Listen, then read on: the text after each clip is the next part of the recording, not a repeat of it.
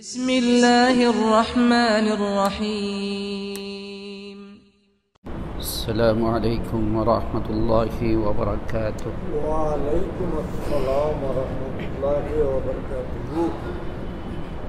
بسم الله الرحمن الرحيم. الحمد لله نحمده ونستعينه ونستغفره ونؤمن به ونتوكل عليه ونعوذ بالله من شرور أنفسنا ومن سيئات أعمالنا من يهده الله فلا مضل له ومن يضلله فلا هادي له ونشهد أن لا إله إلا الله وحده لا شريك له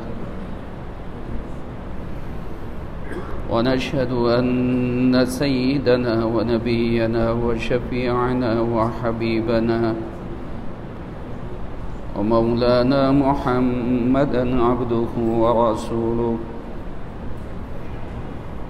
صلى الله تعالى عليه وعلى آله وأصحابه أجمعين.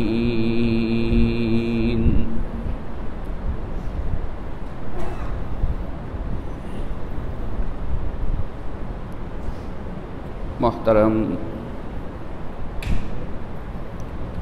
প্রিয় মুসলিয়ান কিরাম,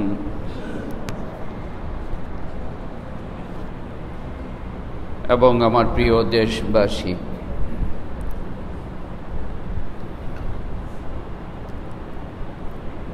আল্লাহ রাব্বুল আলামিনের মেহেরবানি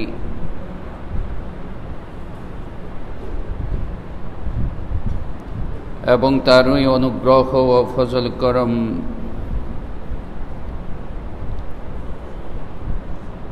তিনি মেহেরবানি করেছেন বলেই তিনি আমাদেরকে তৌফিক দান করেছেন বলেই আমাদের জন্য সম্ভব হয়েছে জুমার নামাজ আদায় করার জন্য আমরা মসজিদে হাজির হতে পেরেছি। আলহামদুলিল্লাহ।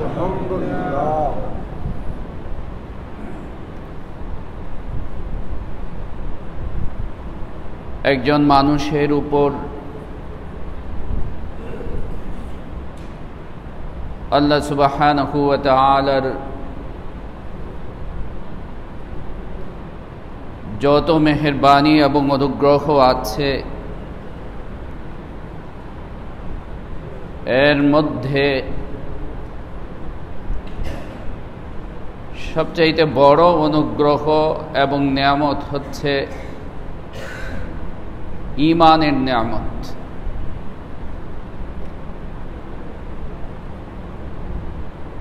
এই ঈমান এবং ইসলামের নিয়ামত ও এত বড় নিয়ামত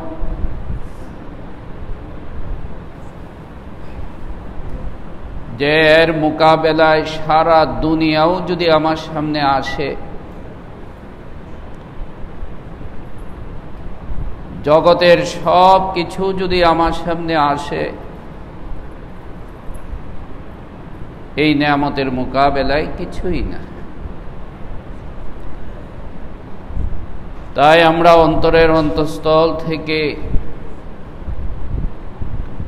মহান রব্বুল আলামিনের দরবারে অসংখ্য অগণিত শুকরিয়া আদায় করে বলি আলহামদুলিল্লাহ।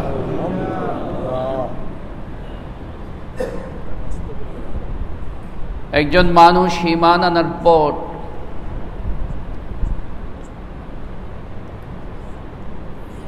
তার জন্য বড় আরেকটা দায়িত্ব হচ্ছে এই ঈমান এবং ইসলামের একটা সচেতনতা বোধ তার মধ্যে জাগ্রত থাকা।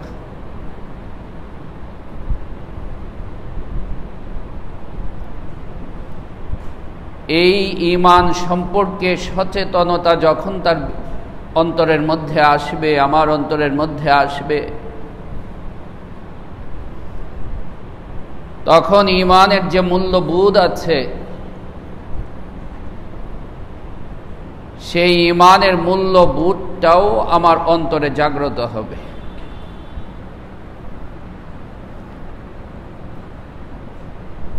পক্ষান্তরে আমার ভিতরে যদি এই ঈমানের বোধটা না থাকে,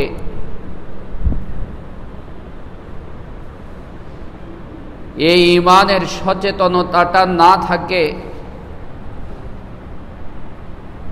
তখন আজকাল আমাদের যা সমস্যা হচ্ছে যে মুখে আমি ঠিকই মুমিন, কিন্তু কাজে কর্মে আমি কি একমাত্র আমি জানি। আমি যে আলাদা একটা কিছু, আমার যে আলাদা একটা পরিচয় আছে, আমার যে আলাদা একটা সম্মান আছে, এই সম্মানের বোধ, সচেতনতা আমার ভিতরে যতক্ষণ না আসবে ততক্ষণ আমার অ্যাক্টিভিটিস, আমার আচরণের মধ্যে আর একজন অমুসলিমের আচরণের মধ্যে কোনো তফাৎ হবে না। আল্লাহ সুবহানাহু ওয়া তাআলা আমাদের সকলের অন্তরে এই সচেতনতা এবং এই বোধটাকে জাগ্রত করে দেন। আল্লাহ সুবহানাহু ওয়া তাআলা কুরআনে কারীমে রসূল পাক সাল্লাল্লাহু আলাইহি ওয়াসাল্লামকে নবী হিসাবে পাওয়া,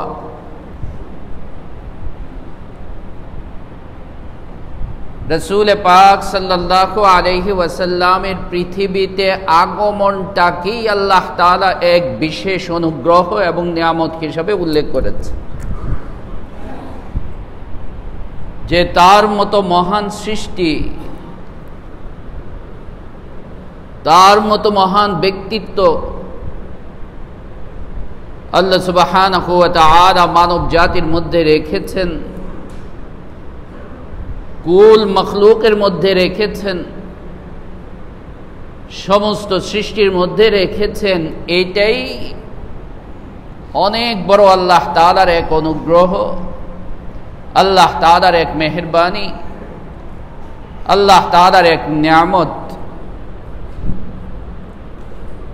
আল্লাহ সুবহানাহু ওয়া তাআলা কুরআনে কারীমে সূরা আলে ইমরান ৪ নম্বর পারা আল্লাহ সুবহানাহু ওয়া তাআলা এটাকে মান্না শব্দ দিয়ে প্রকাশ করেছেন।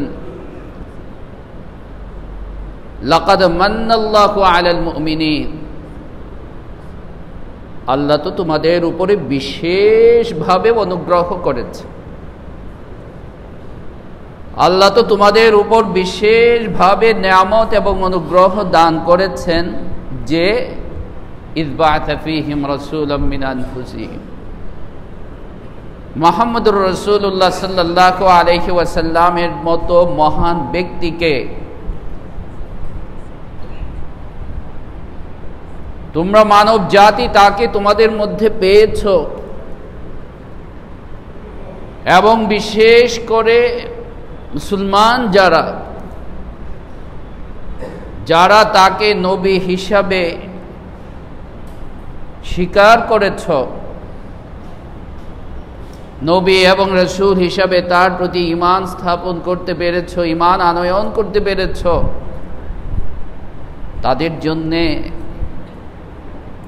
এটা যে কত বড় নিয়ামত, তাদের জন্যে এটা যে কত বড় অনুগ্রহ, আল্লাহ সুবহানাহু ওয়া তাআলার মেহেরবানি, যে এটার সারা জীবন শুকরিয়া আদায় করে আমরা শেষ করতে পারব না। আল্লাহুম্মা সাল্লি আলা মুহাম্মদ, বলেন সবাই, ওয়া আলা আলি মুহাম্মদ সাল্লাল্লাহু আলাইহি ওয়াসাল্লাম, সাল্লাল্লাহু আলাইহি ওয়াসাল্লাম, সাল্লাল্লাহু আলাইহি ওয়াসাল্লাম।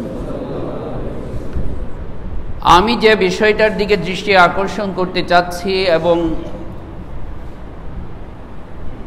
আমাদের অন্তরে যে বিষয়টা জাগ্রত করতে চাচ্ছি, সে বিষয়টা হচ্ছে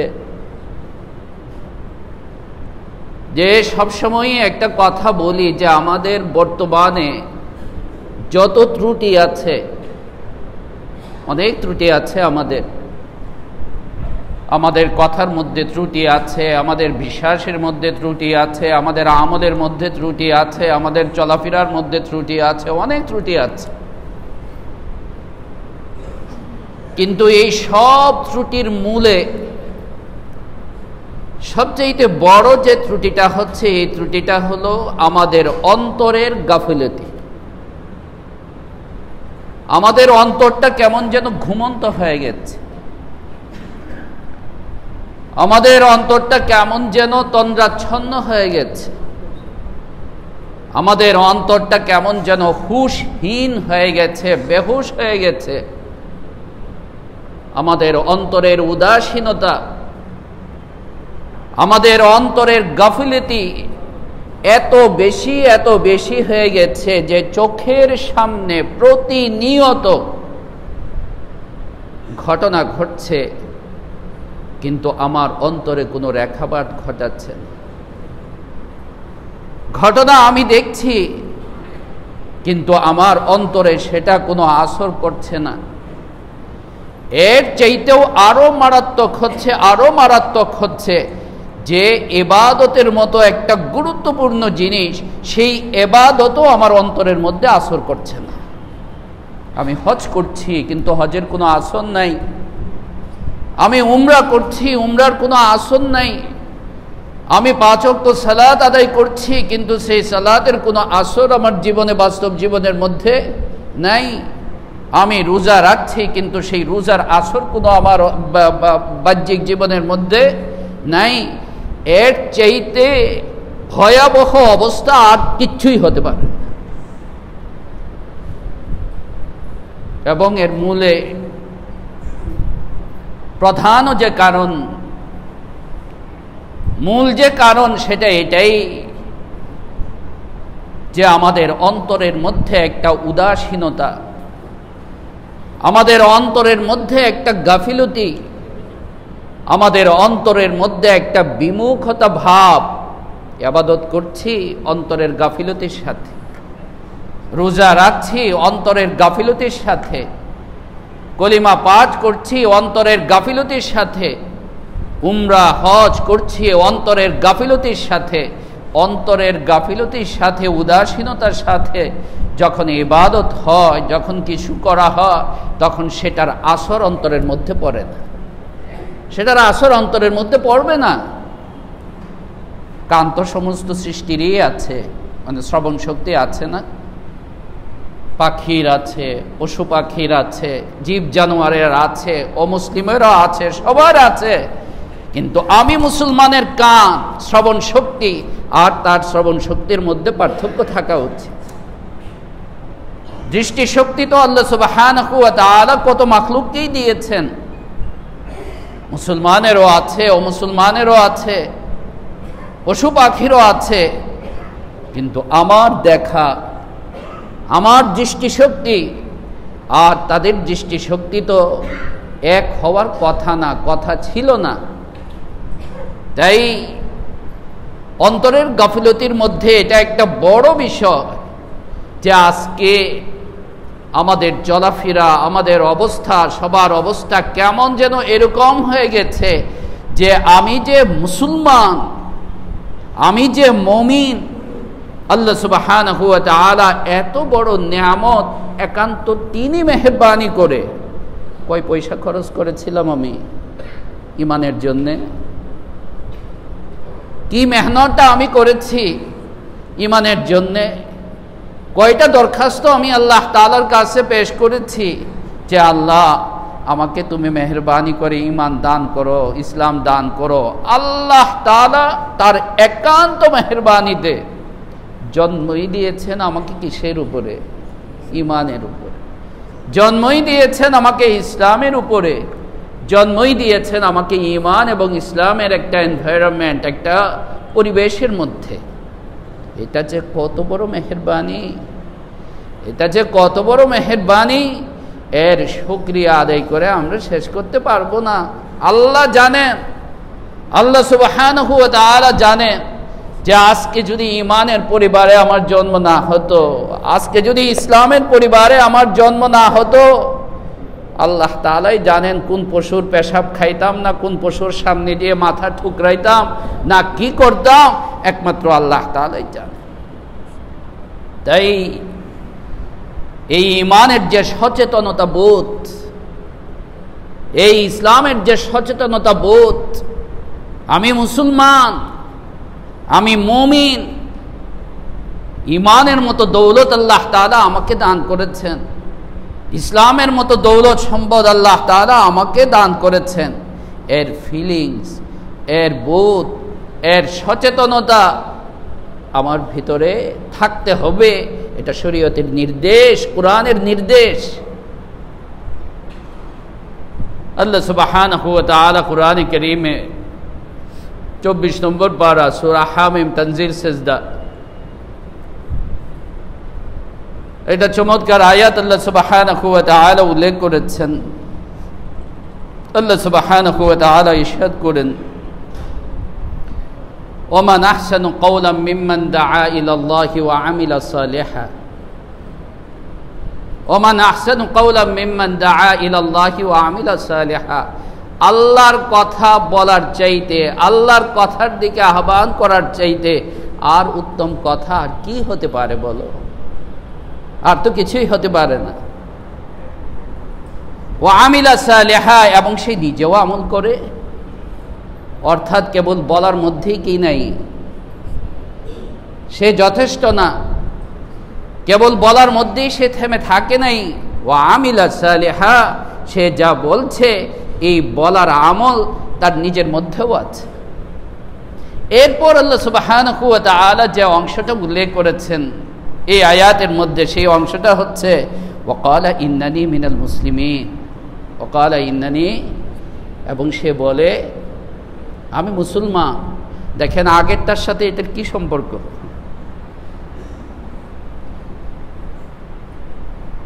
আল্লাহর পথের দিকে তো সে আহ্বান করবে যে মুসলমান, মুসলমান ছাড়া তো আর অন্য কেউ আল্লাহর পথে আহ্বান করবে না। আল্লাহর পছন্দের কাজ, সন্তুষ্টির কাজ তো সেই ব্যক্তিই করবে যে মুসলমান। কিন্তু এরপরে আবার আল্লাহ সুবহানাহু ওয়া তাআলা উল্লেখ করলেন নেয়ামতের কথা স্মরণ করিয়ে দিতে, যে ওয়াকালা ইন্নানি মিনাল মুসলিমিন। সে বলে মানে এখানে কেবল মুখে বলাই না, ইন্নানি মিনাল মুসলিমিন, যে পথের দিকে আমি আহ্বান করছি তোমাকে, আল্লাহর পথের দিকে, আল্লাহর দিকে, এবং যে ভালো কাজ আমি করতেছি এই ভালো কাজ আসতেছে কোত্থেকে? ইন্নানি মিনাল মুসলমান, আমি মুসলমান হওয়ার কারণে। এই নিয়ামত, ইসলামের নিয়ামত, ঈমানের নিয়ামত, এবং মুফাসসিরিন কিরাম রাহমাতুল্লাহি আলাইহিম খুব চমৎকার লিখেছেন যে ইসলামের দৃষ্টিতে গৌরব প্রকাশ করা জায়েজ নেই না? গৌরব প্রকাশ করা জায়েজ আছে? সম্পদের গৌরব করবে, ক্ষমতার গৌরব করবে, এটা ইসলামে সমর্থন করে না, নিষিদ্ধ এটা। কিন্তু মুফাসসিরিন কেরাম রাহমাতুল্লাহ আলাইহিম প্রকাশ করেছেন যে এখানে আল্লাহ তাআলা যে আমাকে নির্দেশ দিলেন এই কথা বলার জন্যে, ইন্নানি মিনাল মুসলিমিন, এই ইসলাম এবং ঈমানের গৌরব প্রকাশ করা, এটা আল্লাহ তাআলা দিচ্ছেন, মানে নির্দেশ দিচ্ছেন, ইন্নানি মিনাল মুসলিমিন, আমি মুসলমান, আমি মুমিন। এই গৌরব বোধ, এই আত্মসচেতনতা বোধ, এই অনুভূতি, এটা আমার ভিতরে থাকতে হবে, এটা আমার ভিতরে জাগ্রত হতে হবে। না হলে আল্লাহ রাসূল সাল্লাল্লাহু আলাইহি সাল্লাম, মানে খুব আফসোস লাগে বর্তমানে যে আমাদের অবস্থা, খুব আফসোস লাগে যে আমার আচরণ আর একজন মুসলিমের আচরণ কোনো তফাৎ নেই। কেবল এখন ধর্ম পাসপোর্টের মধ্যে সীমাবদ্ধ হয়ে গেছে, না? বিভিন্ন পেপারসের মধ্যে সীমাবদ্ধ হয়ে গেছে। রিলিজিয়ন বলেন না, লেখেন না আপনারা? একটা একটা কোটা কি বলে এটাকে, ঘর আছে কি আছে না? সব জায়গায় আছে, কেবল বায়োডাটা কেন? পাসপোর্টের মধ্যে আছে, বিভিন্ন ফর্মের মধ্যে আছে রিলিজিয়ন, বাস। এটা কেবল কোথায় সীমাবদ্ধ? ওই পাসপোর্ট আর পেপারসের মধ্যেই সীমাবদ্ধ। যে ইসলাম পালন করে না সেও লেখে, এমনকি যে ইসলাম কি বলবো মানে ভাবসাবে বোঝা যায় আর কি, যে সে মনে মনে ইসলামকে মানেই না, স্বীকারই করে না, সেও লেখে কি ইসলাম। মানে ভাবসাব হইলো এরকম, আল্লাহ মাফ করুন, ভাবসাব এরকম, বাস একটা কিছু লেখা দরকার তাই লেখি আর কি, লেখার দরকার তাই লিখতেছি। কিন্তু আল্লাহ সুবহানাহু ওয়া তাআলা যে বললেন ইন্নানি মিনাল মুসলিমিন, যে তোমার ভিতরে এই সচেতনতা বোধ, এই গৌরব বোধ, ইন্নানি মিনাল মুসলিমিন, আমি কে? মুসলমান। আমি কে? মুসলমান। প্রতিনিয়ত আল্লাহ সুবহানাহু ওয়া তাআলার এই নিয়ামত, আল্লাহ সুবহানাহু ওয়া তাআলার এই অনুগ্রহের ফিলিংস, আল্লাহ সুবহানাহু ওয়া তাআলার এই নিয়ামতের বোধ, সচেতনতা আমার অন্তরের মধ্যে, আমার ভিতরে আসতে হবে, জাগ্রত হইতে হবে। তখন না আমি সেই অনুযায়ী চলব। হযরত সালমান ফারসি রাদিয়াল্লাহু তাআলা আনহু, কত বড় সাহাবী, নাম শুনেছেন না? তার জীবনটাই আলোচনা করার মতো। এত সংগ্রামের পর সংগ্রাম, এত যাত্রার পর যাত্রা, এত সফরের পর সফর করতে করতে করতে করতে শেষ পর্যন্ত আল্লাহ সুবহানাহু ওয়া তাআলা তাকে ঈমানের সন্ধান দিয়েছেন, মুহাম্মদুর রাসূলুল্লাহ সাল্লাল্লাহু আলাইহি ওয়াসাল্লামের সন্ধান দিয়েছেন। পারস্য রাজবংশের সেখান থেকে সত্যের সন্ধানে, সত্যকে পাওয়ার তালাশে এবং খুঁজে, এই পাদ্রির কাছ থেকে ওই পাদ্রি, এর কাছ থেকে ওই কাছে, এর কাছে হাত বদল হইতে ওর কাছে, যাইতে যাইতে শেষ পর্যন্ত গোলাম হয়ে আসলেন কোথায়? মদিনা শরীফে। দেখেন এখানে একটা কথা এটাও মনে রাখবেন, যে বান্দা যখন অন্তর থেকে সত্যকে চায়, আল্লাহকে চায়, আল্লাহকে পেতে চায়, আল্লাহ সুবহানাহু ওয়া তাআলা তাকে বঞ্চিত করেন না। আল্লাহ সুবহানাহু ওয়া তাআলা তাকে সেই পথের সন্ধান দিয়া দেন, আল্লাহ তাআলা তাকে দিয়া দেন। অন্তর থেকে আল্লাহর কাছে কি করতে হবে? চাইতে হবে।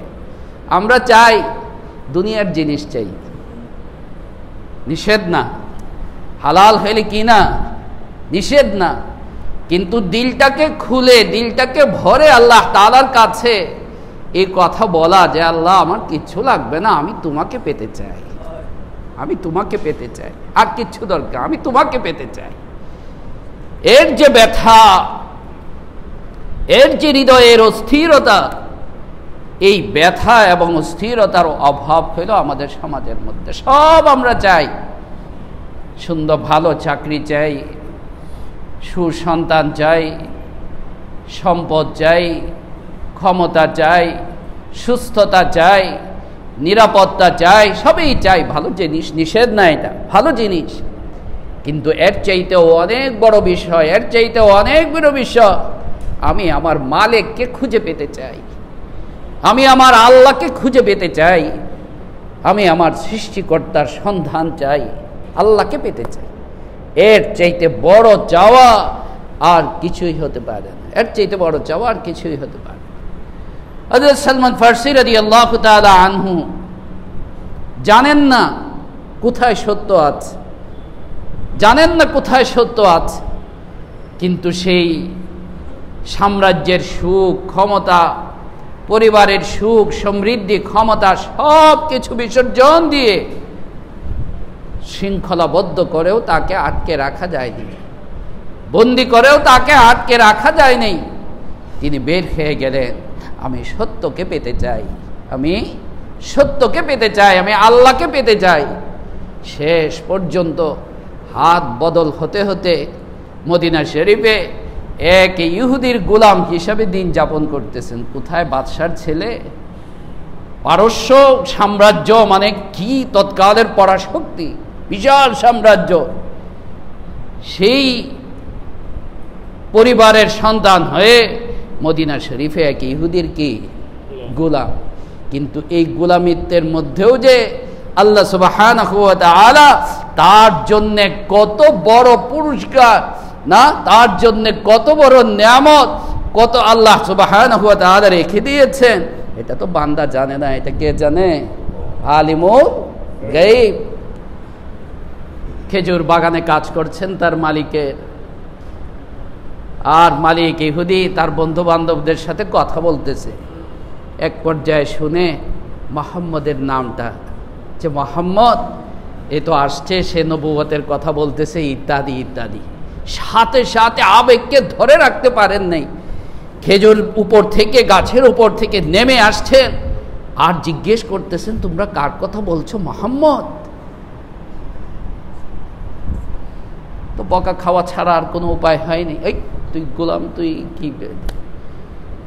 মনে মনে বললেন, আরে এই নামের সন্ধানেই তো আমি ঘুরছি, এই নামের সন্ধানেই তো আমি এখানে মদিনা শরীফে চলে আসছি, এখানে আমার আশা, আমি তো তাকেই খুঁজছি। ওই পাদ্রীদের কাছে শুনছে, শেষে যে পাদ্রীদের কাছে ছিলেন সেই পাদ্রীদের কাছে শুনছে। তারা মওতের আগে তাদের খেদমতে ছিলেন তিনি।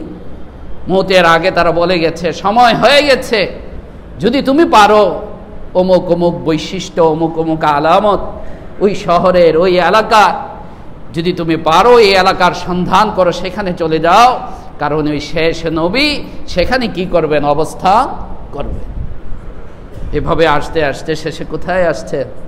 মদিনাতে। কিন্তু কপালে চলে আসলো গোলামিত্ব।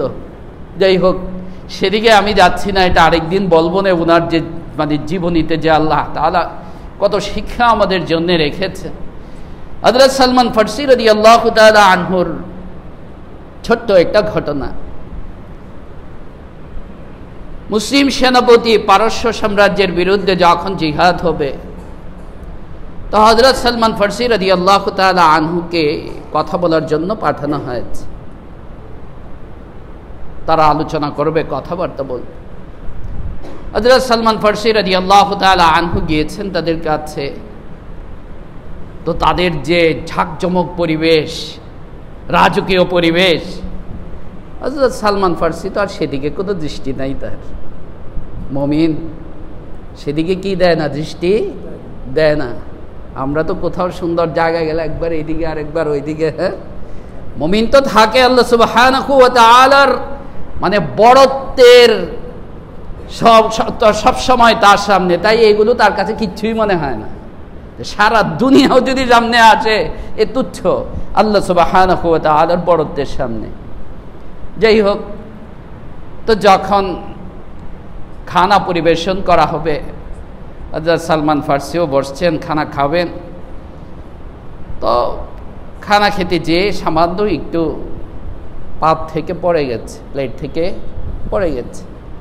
তো আমরা জানি আল্লাহ রাসূল সাল্লাল্লাহু আলাইহি সাল্লামের সুন্নত হচ্ছে যে যদি পড়ে যায়, আর সেটা যদি এরকম হয় যে তুমি আবার খেতে পারো না, সাধারণত ড্রাই যদি হয়, আপেলটা টুকরাটা পড়ে গেছে, আবার ধুয়ে এটা কি করা যাবে?